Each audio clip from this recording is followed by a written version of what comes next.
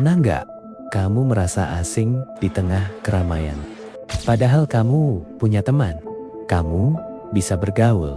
Tapi setiap kali pulang dari acara kumpul-kumpul, bukannya merasa senang, kamu malah merasa kosong dan lelah. Seolah-olah energimu habis tersedot karena harus memakai topeng seharian. Banyak orang akan bilang kamu antisosial atau sombong, bahkan dingin.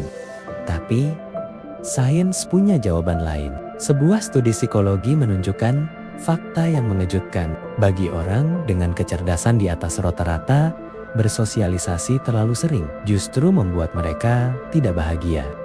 Jadi, apakah kamu aneh?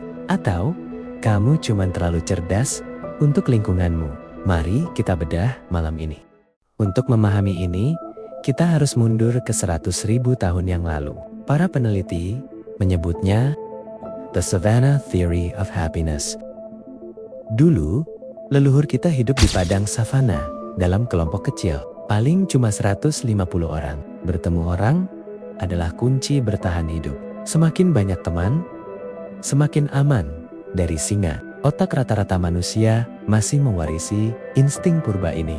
Kita merasa aman dan bahagia kalau dikelilingi banyak orang. Tapi otak orang cerdas berbeda. Mereka berevolusi lebih cepat. Mereka bisa beradaptasi dengan dunia modern tanpa bergantung pada kelompok.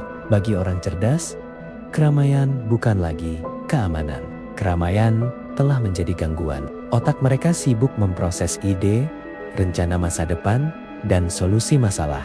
Kehadiran orang lain yang tidak satu frekuensi hanya menjadi noise atau kebisingan yang merusak fokus mereka. Alasan kedua adalah penyiksaan bernama basa-basi.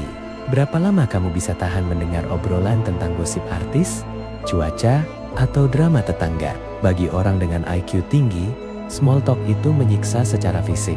Bukan karena mereka sombong, tapi karena otak mereka haus akan rangsangan intelektual. Mereka ingin bicara soal gagasan, soal semesta, soal mengapa kita hidup. Ketika mereka dipaksa bicara hal-hal remeh, otak mereka kelaparan. Itulah kenapa orang cerdas sering dianggap pendiam. Mereka tidak diam karena tidak bisa bicara. Mereka diam karena tidak menemukan lawan bicara yang sepadan. Lebih baik sendiri bersama buku yang bagus daripada berdua tapi merasa bodoh. Orang cerdas menyadari tentang satu hal yang sering dilupakan orang lain. Waktu adalah mata uang yang tidak bisa diputar ulang.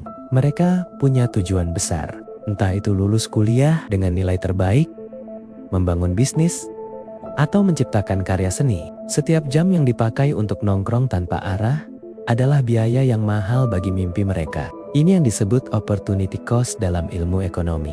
Mereka rela kehilangan teman minum kopi di Sabtu malam demi mendapatkan masa depan yang mereka impikan di Senin pagi. Mereka memilih jalur sepi karena mereka tahu jalan menuju puncak memang tidak pernah macet.